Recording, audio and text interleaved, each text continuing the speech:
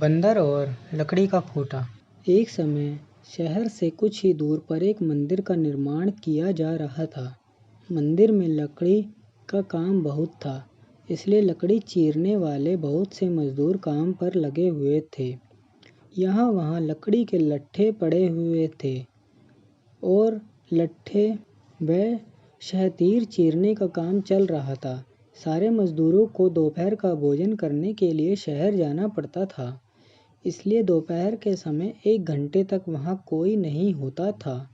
एक दिन खाने का समय हुआ तो सारे मजदूर काम छोड़कर चल दिए।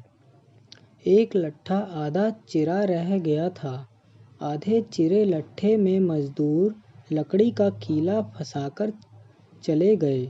ऐसा करने से दोबारा आरी घुसाने में आसानी रहती है। तभी वहाँ बंदरों का एक दल उछलता कूदता आया।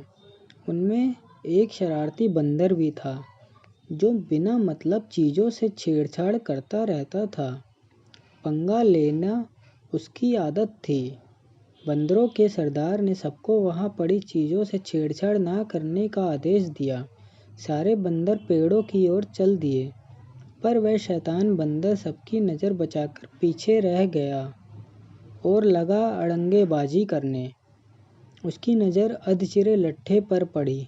बस वह उसी पर पिल पड़ा और बीच में अड़ाए गए कीले को देखने लगा। फिर उसने पास पड़ी आरी को देखा, उठाकर लकड़ी पर रगड़ने लगा।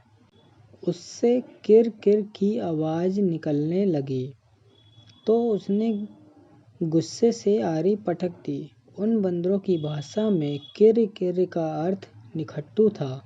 वह दोबारा लट्ठे के बीच फंसे कीले को देखने लगा। उसके दिमाग में कौतूहल होने लगा कि इस कीले को लट्ठे के बीच से निकाल दिया जाए तो क्या होगा। अब वह कीले को पकड़कर उसे बाहर निकालने के लिए जोर आजमाइश करने लगा। लट्ठे के बीच फंसाया गया कीला तो 2 पाटों के बीच बहुत मजबूती से जकड़ा गया होता है, क्योंकि लट्ठे के 2 पाट बहुत मजबूत स्प्रिंग वाले क्लिप की तरह उसे दबाए रहते हैं। बंदर खूब जोर लगाकर उसे हिलाने की कोशिश करने लगा। कीला जोर लगाने पर हिलने व खिसकने लगा तो बंदर अपनी शक्ति पर खुश हो गया।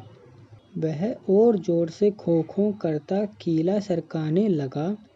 इस धींगा मुश्ती के बीच बंदर की पूंछ 2 पाटों के बीच आ गई थी, जिसका उसे पता ही नहीं लगा। उसने उत्साहित होकर एक जोरदार झटका मारा और जैसे ही कीला बाहर खिंचा, लट्ठे के 2 चिरे भाग फाटक से क्लिप की तरह जुड़ गए और बीच में फंस गई बंदर की पूंछ। बंदर चिल्ला उठा। तभी मजदूर वहां लौटे। उन्हें देखते ही बंदर ने भागने के लिए जोर लगाया तो उसकी पूंछ टूट गई। वह चीखता हुआ टूटी पूंछ लेकर भागा। शिक्षा: जिस काम से कोई अर्थ सिद्ध ना होता हो, उसे नहीं करना चाहिए। व्यर्थ का काम करने से जान भी जा सकती है।